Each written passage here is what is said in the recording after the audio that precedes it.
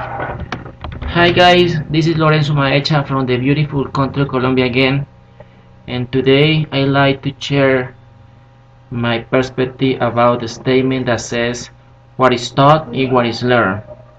So, from my viewpoint, I believe this statement is totally true because as an English teacher, the way we teach our students is the way they're gonna learn. So, in my experience as a English learner for many years, I had I had I had knew several teachers, bad teachers and good teachers, because most of them they don't know how to teach English, and they believe that the teaching English is only by memorizing things like vocabulary, grammatical structures, all of this stuff that sometimes when the time to speak comes, it's very difficult for us to speak.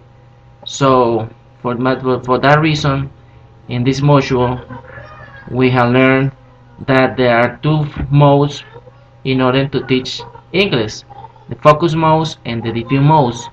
And both of them they are very important. And as an English teacher, we have to switch between these two modes of learning because our students need to focus and memorizing things, and also this thing has to put in action when the time to speak English comes. For instance, it's very important to provide our students with the enough with the right vocabulary, and also to for them to practice English, no matter if at the beginning they're gonna make mistakes. It's something that is natural. In this process of acquiring a new language, is in a process of in a process where you are gonna make a lot of mistakes, but also by these mistakes you're gonna learn how to pronounce a word or how to use a correct grammatical structure when you have to use it. So it's very important to to teach our students by using the focus and the diffuse modes, both by switching between these two techniques in order to provide our students with the right knowledge of English. Also, practice is something that is very important and very necessary. I don't know, but to me, learning a new language but not practicing is something that is gonna be a failure. Because the more you practice the language, no matter if you make mistakes, the more realistic it's going to be this. I mean, you have to provide the students with the right tools, and also to for them to practice English no matter if they're gonna make mistakes. It's something that is very natural, and by this process of making mistakes, they're gonna improve by themselves.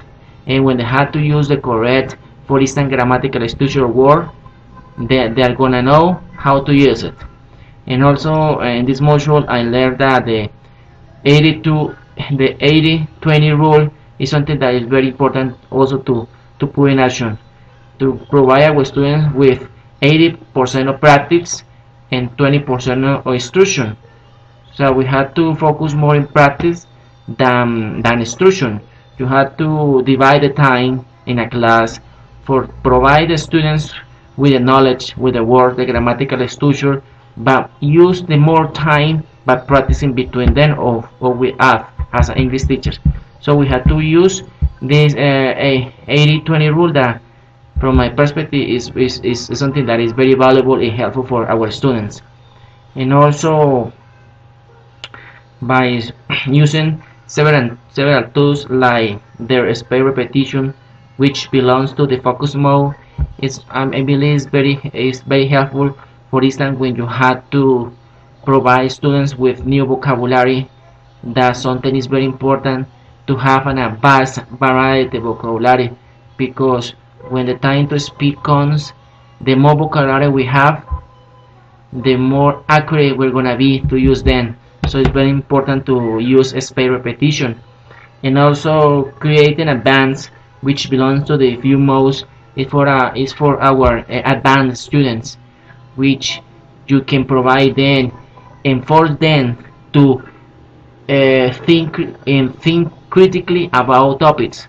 When you have advanced students, you have to force them in order to to get the more knowledge, the more acquisition of the language by making questions that you have to use your critical thinking. So guys, thank you, and I believe this module to me was very valuable because sometimes as an English teacher we don't know how to teach our students, and we believe that only by memorizing vocabulary or memorizing grammatical structure is something that's all in the English, and that's not true. We have to provide our students and to for them to practice no matter the mistake they're gonna make.